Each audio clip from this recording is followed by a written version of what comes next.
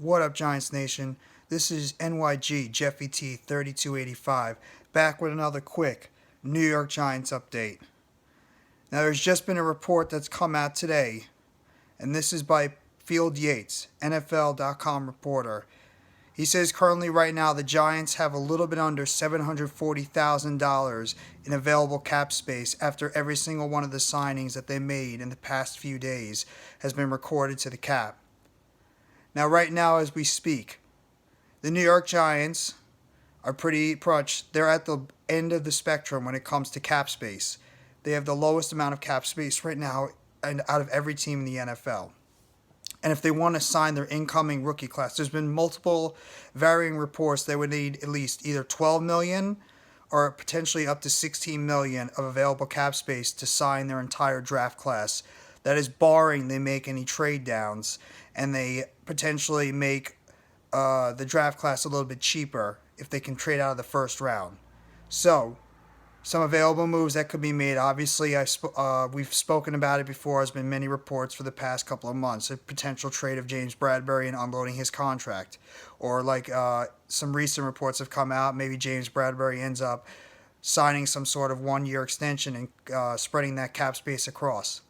Another possibility, and I know a lot of Giants fans really like this guy, but it's very much uncertainty with Nick Gates and how his recovery is going. He had a recent setback and another recent surgery on his leg that he broke in week 2 of last season.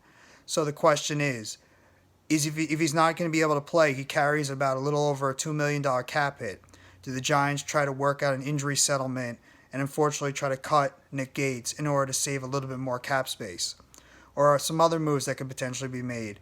They can save a little bit over $1.3 million if they somehow cut Oshane Ximines, who's been a very underwhelming defensive end coming out of Old Dominion.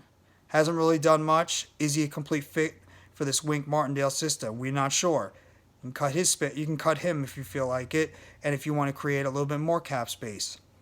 There's also the possibility of cutting wide receiver Darius Slayton, who first year had a really, really good rookie season, came on strong.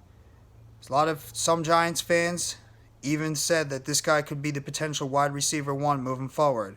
Has very, very underwhelming numbers the past couple of years. Yeah, maybe it is because of scheme fit. Maybe a lot of it has to do with the fact that he is just not the type of player that the Giants and the fans completely anticipated at the beginning. He has had a problem with drops and concentration. It has also had a little bit of issues with staying on the field.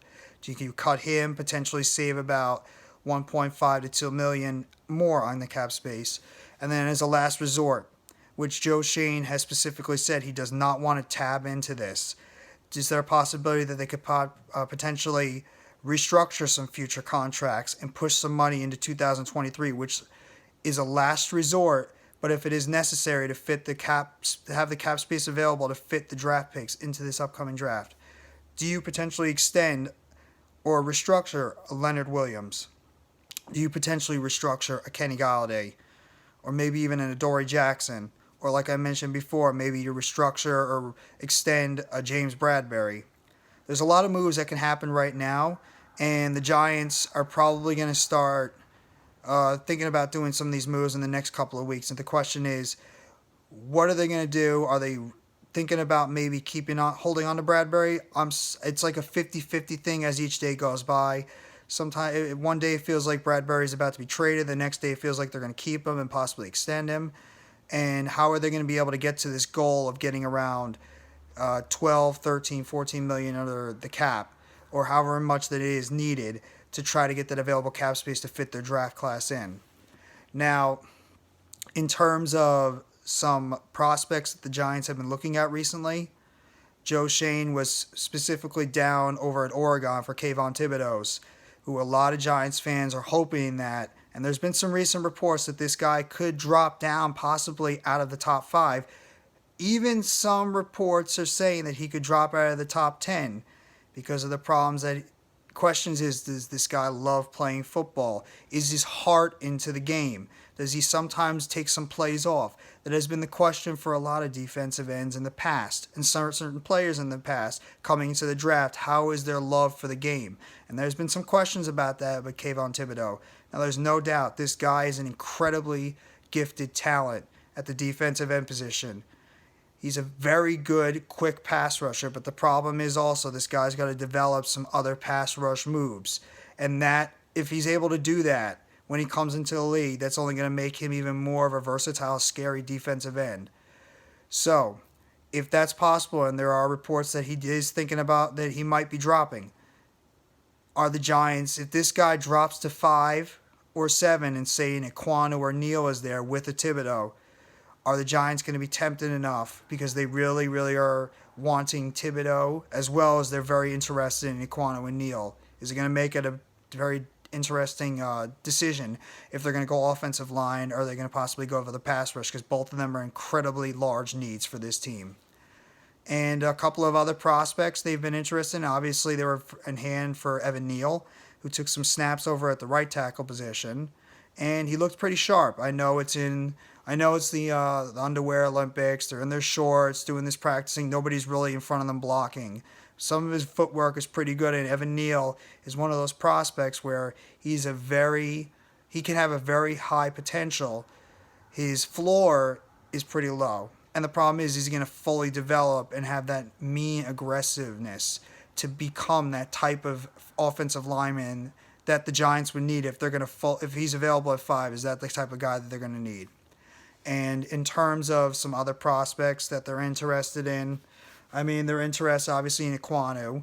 They've shown a huge interest towards Charles Cross. It seems like that Joe Schoen has had a lot of interest in the offensive lineman from Mississippi State, and obviously they went to dinner with Ahmed Sauce Gardner, who is in a lot of rumors that if James Bradberry somehow gets traded this offseason, Ahmed Sauce Gardner is going to be coming into play possibly at that 5 or 7 position if the Giants don't end up trading down out of the first round with one of those 2 picks. So that's just pretty much a quick rundown of some of the news that's coming out today. So the Giants have about $740,000 available cap space at this moment, and if they want to get to the minimum of being able to sign their rookie draft class, they're going to get at least to about 12 to 16 million available cap space. So the question is James Bradberry about to be traded anytime soon? Are the Giants holding out for a 2nd or 3rd round pick?